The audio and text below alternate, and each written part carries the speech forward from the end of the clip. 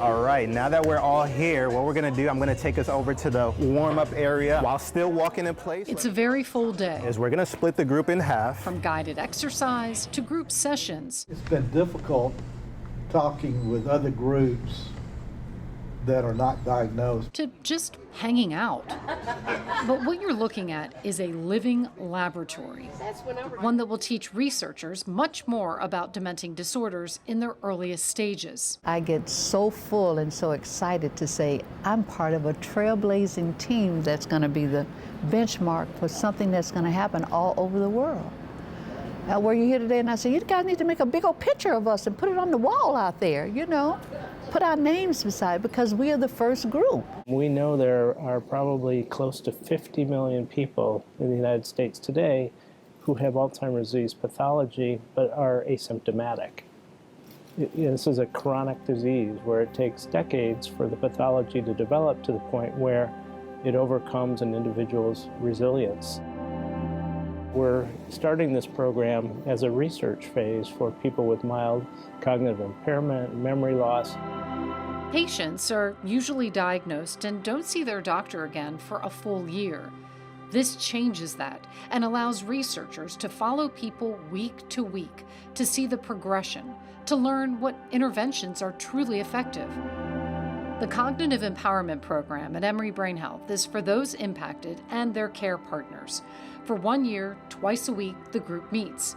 Sensors and cameras will measure the gait and movements of participants, able to track changes for the better or worse throughout the year. So it is an observational research study, meaning that as we carry out our program, we're observing how people perform, both by doing baseline assessments. So we do some basic paper and pencil cognitive tests and some questionnaires based on their sense of well-being and their empowerment and their stress and depression.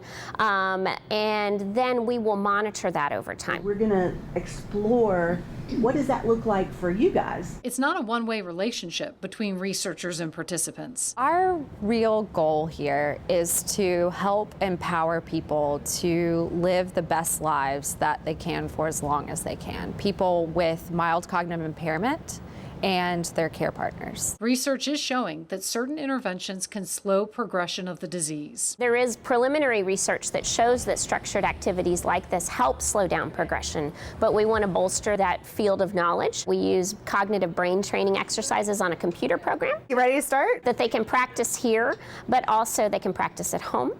So, where was the one that was different? There you go. And then later we'll use some of our other developed cognitive programs that we've used in cognitive neurology for a long time that use calendars to train people to use a little handheld calendar that they keep with them all the time, to teach them strategies for reminders and compensatory strategies. Make sure you're breathing. We're still getting that blood flowing through the muscles. They're encouraged to exercise and embrace a Mediterranean diet. Welcome again to the Innovation Accelerator space. They're also partners with researchers from institutions like Georgia Tech and Emory. Some weeks it'll be students coming in and asking questions and talking with you. Some weeks it will be researchers coming in and having you do things like asking you to play games and answer questions and do focus groups. This group is filled with experts who can tell researchers what it feels like to live with a disease that slowly takes away from you, and what it feels like to be the person caring for them. For me personally, I just want to make sure that I can be the very best caregiver I can give because he is so awesome. And I don't want to get impatient and I don't want to get discouraged, and I want to make sure that there are resources that can help me be the best I can be. Together, these couples learn strategies to help them confront a diagnosis and a life that doesn't look the way they thought it would.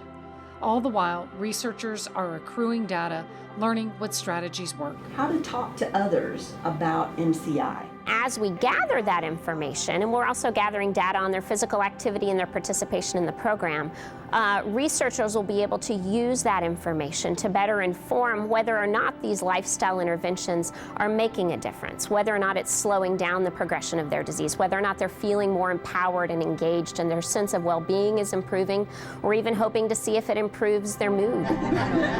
This first-of-its-kind program will hopefully be replicated across the country, The need is critical. We were involved in other clinical research studies, and to know that there's research with this and that maybe we're helping to contribute a little bit towards that. I don't think it might not help us that much, but maybe future people that are facing the diagnosis. I'm not here to cure my Alzheimer's. I mean, that would be nice if they stumble onto that while they're here, but the clock's ticking on them because I'm 78, 5, 8, whatever. The program continues virtually during the pandemic. Participants have called it a lifeline in this unusual year.